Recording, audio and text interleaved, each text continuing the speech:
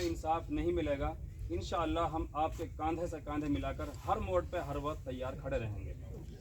दूसरी बात, मेरा नाम कारी सलीमुद्दीन अशरफ उटावड़ी है। मैं उटावड़ गांव से मेरा ताल्लुक़ है। सरपंच साहब आपने एक बात कही, सरपंच साहब ने भी एक बात कही, मैं उस पर एक जवाब आपसे चाहता हूं। अगर मेरी बात आपको अच्छी ना लगे तो मैं माफ़ी चाहूँगा, आप मेरे बाप के समान हैं। सरपंच साहब, 2 मुसलमानों ने अब से कुछ दिन पहले एक कन्हैया की हत्या कर दी। जितने लोग यहाँ खड़े हैं हिंदू मुस्लिम, सबसे मेरा ये सवाल है, आप एक सबूत पेश कर दो किसी मुसलमान ने उनकी तरफदारी की हो। हम उस दिन भी मजम्मत करते थे इस बात की, आज भी हम मजम्मत करते हैं। किसी के लिए कोई इजाज़त नहीं है कि किसी को नाजायज़ वो कत्ल करे। ये एक बात।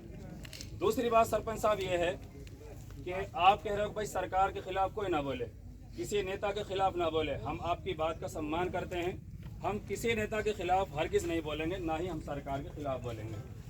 एक कन्हैया जो हमारा हिंदू भाई था, उसकी हत्या हुई तो वहाँ हमारे माननीय जो मुख्यमंत्री हैं अशोक गहलोत जी, तो वहाँ वो खुद चल करके वहाँ उनकी ताज़ियत के लिए पहुँचे। सरपंच साहब, मेरा सवाल आपसे ये है कि एक कन्हैया जो नाजायज़ उनको मारा गया, तो वहाँ तो हमारे मुख्यमंत्री जी पहुँचते हैं और हमारे 2 भाई नासिर और जुनैद को मारा ही नहीं गया, बल्कि उनके साथ वो अत्याचार किया गया कि आज तक हिंदुस्तान में किसी के साथ शायद नहीं किया गया होगा।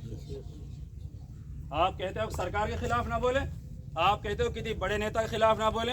क्या मैं आपसे ये सवाल नहीं कर सकता हूँ, जितने लोग यहाँ बैठे हैं, क्या सरकार का इतना हक नहीं बनता कि हमारे 2 भाई चले गए और चले नहीं गए, बल्कि आप ही अभी बता रहे थे एक साथी कि उनको मार करके पुलिस के हवाले करने के लिए लोग ले गए, जिन्होंने भी उनको मारा है।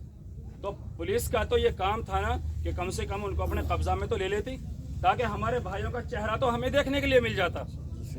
उनके बच्चे, उनके मासूम जो बच्चे रह गए, उनको शकल तो बाप की देखने को मिल जाती कम से कम। ये तो हो सकता था ना सरपंच साहब। लेकिन पुलिस ने, आप कह रहे हो कि हरियाणा की पुलिस हमें कुछ नहीं करने देती, कांग्रेस राजस्थान की पुलिस उनके ऊपर दबाव डाल रही है। आप ये भी तो आवाज़ उठा सकते हो कि जब पुलिस के हवाले मरे हुए को करने के लिए गए थे वो, तो कम से कम पुलिस अपने कब्जा में ले लेती। हम अपने भाइयों का आखिरी दीदार तो कर लेते, अपने भाइयों का आखिरी, अपने बच्चों को दीदार तो करा देते। लेकिन अजीब बात है सरपंच साहब, आपकी बात सर आँखों पर है और फिर वहाँ यहाँ राजस्थान की सरकार ने एक भाई की जान गई, 1 करोड़ रुपया का ऐलान किया। सरपंच साहब, मेरा सवाल आपसे ये है, क्या मुसलमान का खून इतना आसान है, इतना बेकीमत हो गया कि 2 की कीमत 20-20 लाख 40 लाख रुपया? एक हिंदू भाई जाता है, उसके खून की कीमत 1 करोड़ रुपया। 2 मुसलमान भाइयों के साथ अत्याचार किया जाता है, आपकी सरकार 40 लाख रुपए देकर हमें पकड़ना चाहती है। सरपंच साहब, हाथ जोड़ के, और यह हमें सुना है, हाथ जोड़ के हम कह रहे हैं सरपंच साहब, हमारी मांग ये है कि जिन लोगों ने यह हत्या की है, जिन लोगों ने घिनौना काम किया है, इनको जल्द से जल्द इनको फांसी का हुक्म हो जाए, इनको अरेस्ट किया जाए और हमें जो इंसाफ हमारा है, जो हमारे जाबिर भाई और गांव के इलाके के और सारे हिंदुस्तान के मुसलमान लेकर बैठे हैं, हमें जल्द से जल्द वो इंसाफ मिल जाए।